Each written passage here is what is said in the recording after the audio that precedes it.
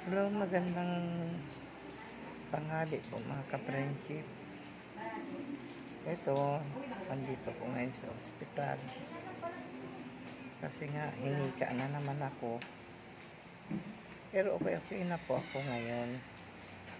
Kaya lang nakita na detect nila nung in-x-ray ako na yung puso ko masyado nang malaki. Yung enlargement ko, kaya yung ginagamot ngayon. Saka na nagkameron akong pneumonia.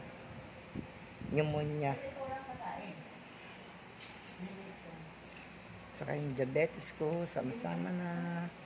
Ubo. Yan, inanunok ko na lahat.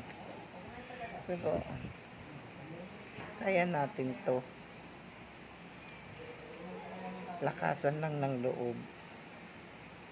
Kaya yung mga na-hospital na kailangan nilang